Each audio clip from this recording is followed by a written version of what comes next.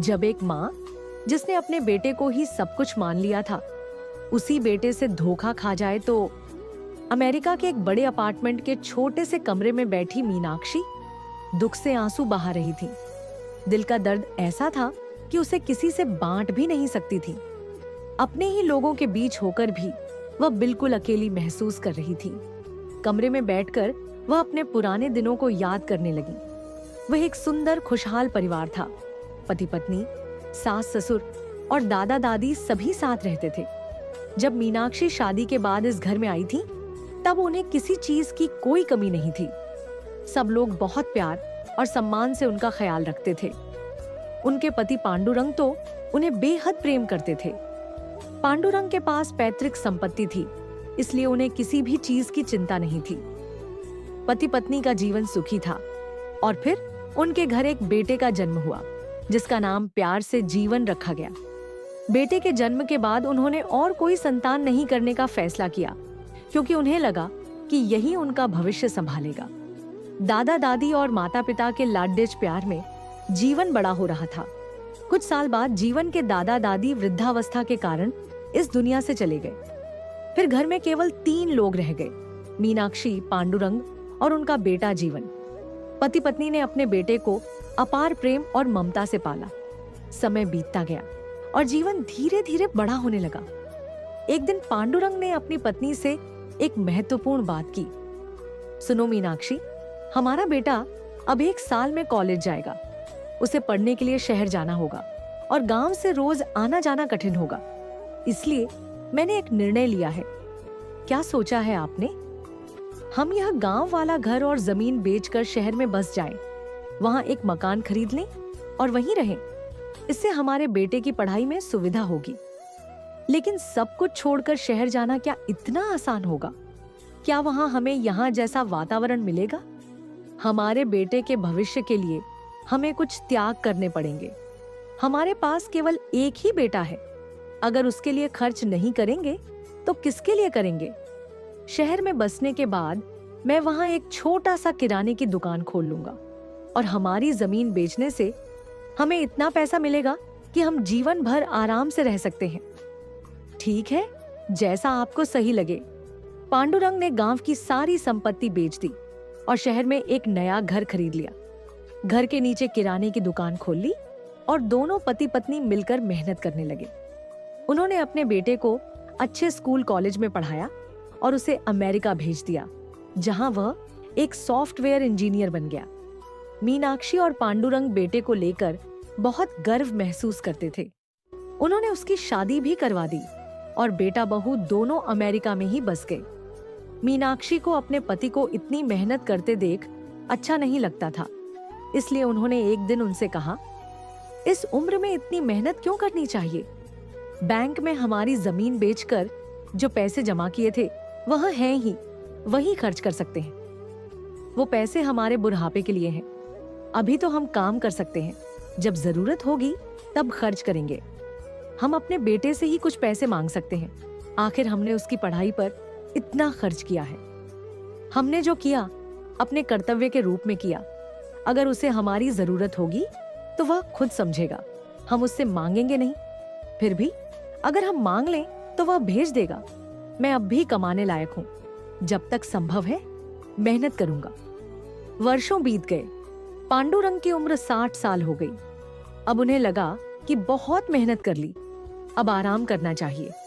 उन्होंने मीनाक्षी से कहा, मीनाक्षी, अब और काम नहीं करूंगा। अब हमें आराम से जीना चाहिए। अब जाकर आपको समझ आई? बेटा तो हमें भूल ही चुका है। उसे हमारी कोई परवाह ही नहीं। इतने साल हो गए, उसने हमसे मिलने तक की कोशिश नहीं की। उसे अपने बेटे के जन्म की खबर हमें खुद देनी चाहिए थी, लेकिन हमें बस वीडियो कॉल पर दिखा दिया। क्या यही संस्कार है? छोड़ो ना, कम से कम वह खुश तो है। लेकिन मैं अपने पोते को सामने से देखना चाहती हूँ। तो चलो उसे फोन करते हैं। फोन करके बात करना ही क्या असली खुशी होती है। हमने एक ही बेटा पाला और वही हमें ऐसे भूल गया। छोड़ो मीनाक्षी, मैं तो हूं ना तुम्हारे साथ। हम दोनों साथ हैं, बस यही काफी है। हाँ, अगर तुम ना होते तो मैं कब की मर चुकी होती। ये कैसी बातें कर रही हो? हमें जितने भी दिन मिले हैं उन्हें खुशी से जीना चाहिए। मीनाक्षी को समझाने की कोशिश तो की, लेकिन नियति को कुछ और ही मंजूर था। पांडुरंग की तबीयत धीरे धीरे बिगड़ने लगी। एक दिन बीमारी के चलते उन्होंने दुनिया छोड़ दी। अब मीनाक्षी पूरी तरह अकेली रह गई थी। जिस बेटे को अपनी दुनिया मानकर उन्होंने अपना सब कुछ न्योछावर कर दिया था, वही बेटा अब उनका हाल चाल पूछने वाला भी नहीं था। एक माँ के लिए इससे बड़ा दुख और क्या हो सकता है। जब मीनाक्षी के पति का निधन हुआ तो उनके लिए जैसे जमीन ही खिसक गई। उनका बेटा, जो साल में सिर्फ एक बार फोन करता था, माता पिता की ज्यादा परवाह नहीं करता था। जब उसे पिता के निधन की खबर मिली तो वह अपनी पत्नी और बेटे के साथ अमेरिका से गांव आया। बेटे को देखते ही मीनाक्षी उसे गले लगाकर जोर जोर से रोने लगी। जीवन, तुम्हारे पिता चले गए। आखिरी समय में वे तुम्हें देखना चाहते थे, लेकिन तुम उनके जाने के बाद आए। ऐसा क्यों किया बेटा? उन्होंने रोते हुए कहा। जीवन को गुस्सा तो आया कि उसकी माँ सबके सामने उसे ऐसा कह रही है, लेकिन उसने किसी के सामने जाहिर नहीं किया और खुद को शांत दिखाते हुए माँ को दिलासा देने का नाटक किया। माँ, आपको तो पता है मेरा काम कैसा है। मैं पापा के रहते ही आना चाहता था, लेकिन वर्क प्रेशर की वजह से छुट्टी नहीं मिली, इसलिए आने में देर हो गई, उसने नाटकीय अंदाज में कहा। फिर उसने अपने पिता के अंतिम संस्कार की सारी विधियां पूरी की। पति के गम में डूबी मीनाक्षी किसी से बात नहीं कर रही थी और अपने कमरे में ही रहती थी। रात भर वे सो नहीं सकी। उनके लिए बिना पति के एक दिन भी बिताना मुश्किल था। हर तरफ बस उन्हीं की यादें थीं। बहुत देर तक जागने के बाद सुबह 5 बजे जाकर उन्हें थोड़ी नींद आई। सुबह 6:30 पर जीवन उठा और किचन में जाकर देखा कि उसकी माँ ने उसके लिए कॉफी बनाई होगी, लेकिन उसकी उम्मीद गलत निकली। माँ कहाँ है? देखने वह उनके कमरे में गया। उन्हें सोता देख उसका चेहरा बिगड़ गया। इस माँ को क्या हो गया? पापा को गुजरे सिर्फ 1 दिन हुआ और ये ऐसे सो रही है जैसे कुछ हुआ ही नहीं। सुबह उठकर कॉफी पीने जाऊं तो कॉफी बनाने वाला ही नहीं है। मेरा भी क्या नसीब है। वह बड़बड़ाया और अपने कमरे में चला गया। वहां उसकी पत्नी और बेटा भी सो रहे थे। ये भी सो रही है। अब इसे कैसे उठाऊं? उठाने जाऊंगा तो गुस्सा हो जाएगी, लेकिन जो मैंने सोचा है वो पूरा करना है, तो इसे उठाना ही होगा। सोचते हुए उसने क्या अपनी पत्नी को जगाने की कोशिश की। धन्या, उठो। क्यों इतनी जल्दी उठा रहे हो? डिस्टर्ब मत करो, जाओ यहाँ से, उसने चिढ़कर कहा। बेबी उठो, मुझे कॉफी पीनी है, जल्दी उठकर कॉफी बना दो, जीवन ने प्यार से कहा। क्या? मैं तुम्हारे लिए क्यों कॉफी बनाऊं? क्या मैं तुम्हारी नौकरानी हूँ? मुझसे इस तरह बात करने की हिम्मत मत करना। अगर कॉफी चाहिए तो अपनी माँ से कहो, मुझे परेशान मत करो। Get lost? इतना सुनकर जीवन ने उसे शांत करने के लिए धीरे से कहा। बेबी, मेरी बात सुनो, जो हमने सोचा है उसे पूरा करना है तो तुम्हें उठना ही होगा। अमेरिका में हमें अपना खुद का घर चाहिए ना? उसके लिए अभी तुम्हें मेरा कहा मानना होगा। चलो उठो। धन्या गुस्से में उठकर बैठ गई। देखो जीवन, सिर्फ अपने घर के लिए मैं तुम्हारी बात मान रही हूँ, लेकिन बार बार मुझे इस तरह मत जगाना। अब बताओ क्या करना है? माँ अभी भी सो रही हैं, उन्हें मनाने का यही सही मौका है। तुम अभी किचन में जाकर कॉफी बनाओ और उन्हें जाकर दो, जीवन ने कहा। क्या इस घर के लिए मुझे ये सब भी करना पड़ेगा? करना ही पड़ेगा बेबी। माँ मुझसे पहले ही नाराज है। अगर उन्होंने यह घर किसी आश्रम को दान कर दिया तो हम सब खत्म। ये घर करोड़ों का है। पापा के अकाउंट में भी काफी पैसा है जो माँ को मिलेगा। हमें किसी भी तरह माँ को मनाना होगा। ये घर बेचना है और उससे जो पैसे आएंगे उससे अमेरिका में अपना घर खरीदना है। माँ को भी वहां ले जाना होगा। क्या तुम्हारी माँ हमारे साथ अमेरिका आएंगी? ये मैं नहीं होने दूंगी। अगर उन्हें नहीं ले गए तो हमें पैसे नहीं मिलेंगे, बस इतनी सी बात है। वैसे भी अमेरिका में काम वालियां मिलती नहीं हैं और जो मिलती हैं वे बहुत ज्यादा पैसे मांगती हैं। उनकी सैलरी बचाकर हम पैसे किसी और चीज में लगा सकते हैं। अगर नौकरानी नहीं मिलेगी तो घर का काम कौन करेगा? तुम करोगे। मैं नहीं करूंगा और तुम्हें भी नहीं करना पड़ेगा। माँ आ रही है ना, वही सब काम करेंगी। खाली बैठने से अच्छा है कुछ काम ही कर ले। आइडिया तो अच्छा है, लेकिन क्या तुम्हारी माँ इस घर को बेचने के लिए तैयार हो जाएंगी? उन्हें मनाने का काम तुम्हारा है। पापा के क्रियाकर्म खत्म होने से पहले ही तुम्हें उनका दिल जीतना होगा। उन्हें यह एहसास दिलाना होगा कि यहाँ अकेले रहना उनके लिए सुरक्षित नहीं है। तुम्हें उनके सामने एक अच्छी बहू बनकर दिखना होगा। ठीक है, मैं सब कर लूंगी, लेकिन अमेरिका में जो घर खरीदेंगे वो सिर्फ मेरे नाम पर होना चाहिए। अगर ये शर्त मंजूर है तो मैं तुम्हारी हर बात मानूंगी। ठीक है, घर हमारे दोनों नाम पर रहेगा। अब जल्दी जाओ, कॉफी बनाओ और माँ को दो, जीवन ने कहा। धन्या अनमने मन से किचन में जाकर कॉफी बनाने लगी। वह बड़बड़ा रही थी, इस बूढ़ी औरत को कॉफी चाहिए। पहले अमेरिका में घर खरीदने दो, फिर देखूंगी इस बुढ़िया को। कॉफी बनाकर वह मीनाक्षी के कमरे में गई। मीनाक्षी अभी भी सो रही थी। उन्हें देखकर वह गुस्से से बोली, इस उम्र में भी कितनी नींद आती है इन्हें, पहले जाकर उठाना पड़ेगा। सोचते हुए उसने मीनाक्षी को जगाया। मीनाक्षी नींद से जागते ही घबरा गई। अरे, इतनी देर तक क्यों सोई? जल्दी जाकर नहा लेती हूँ, फिर नाश्ता बनाऊंगी, कहते हुए वे उठने लगी। धन्या चेहरे पर मासूमियत लाकर बोली, अम्मा, आपको कुछ करने की जरूरत नहीं, मैंने आपके लिए कॉफी बनाई है, लीजिए पी लीजिए। मीनाक्षी ने एक बार अपनी बहू को देखा, फिर उन्हें अपने पति की याद आ गई। उनकी आंखों में आंसू आ गए। वे अपने आंसू पोंछते हुए बोली, तुम क्यों कॉफी बनाने गई? बिना नहाए मैं कभी कॉफी नहीं पीती। मुझे नहीं चाहिए, तुम ही पी लो, मैं नहाकर आती हूँ। यह सुनकर धन्या का गुस्सा 7वें आसमान पर पहुंच गया। पहली बार मैंने किसी के लिए कॉफी बनाई, और वो भी इस बुढ़िया के लिए। जितना नखरे दिखाना है दिखा ले। अब मेरा वक्त कब आएगा देखती हूँ। गुस्से में आकर उसने खुद ही वह कॉफी पी ली, लेकिन तुरंत ही थूक दी।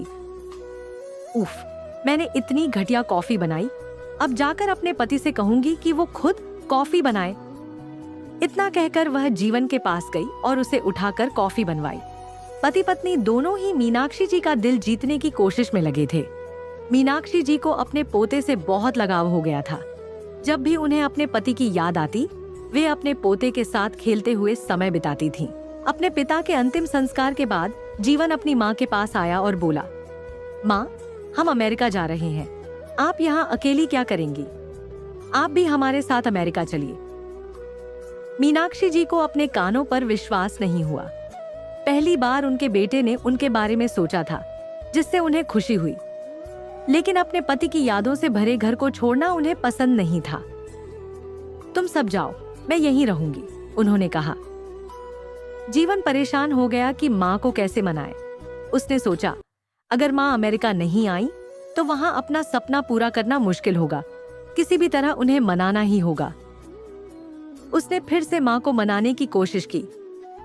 माँ, आप यहाँ अकेले कैसे रहेंगी?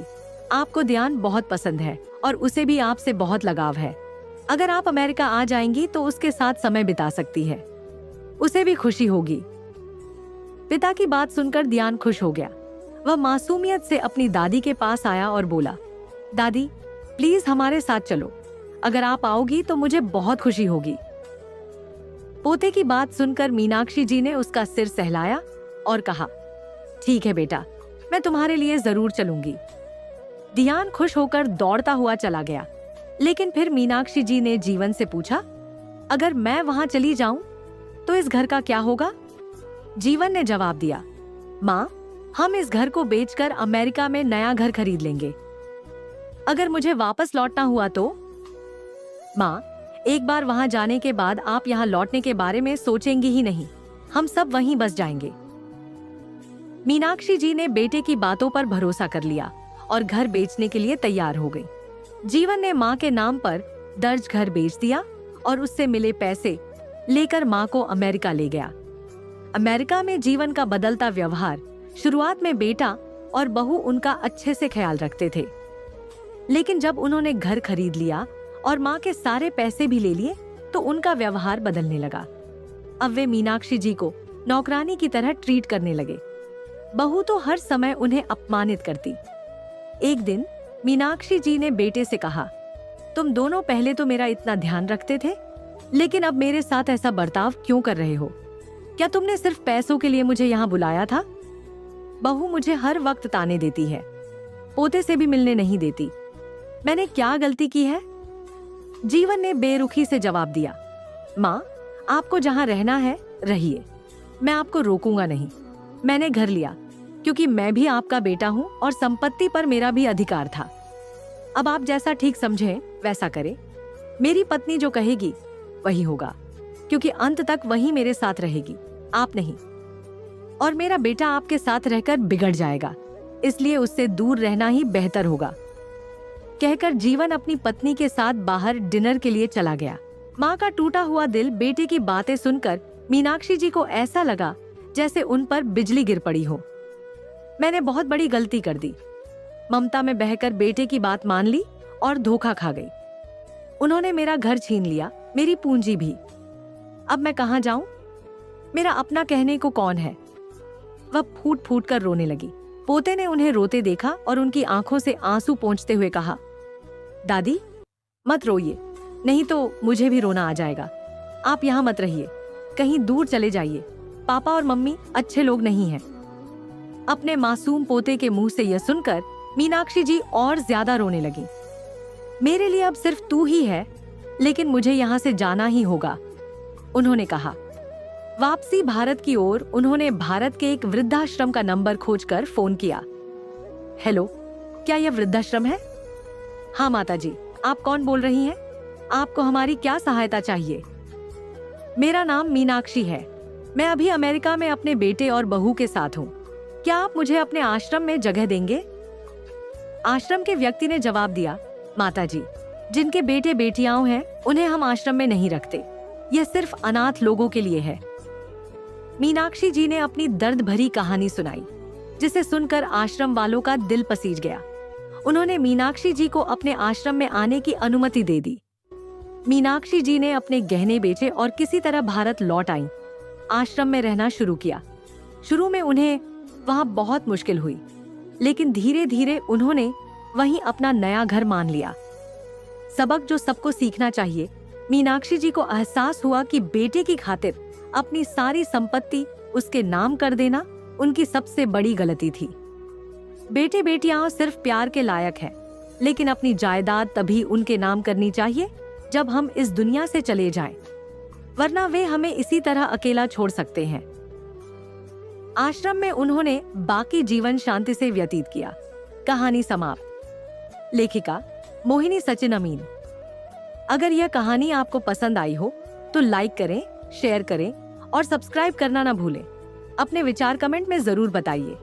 धन्यवाद।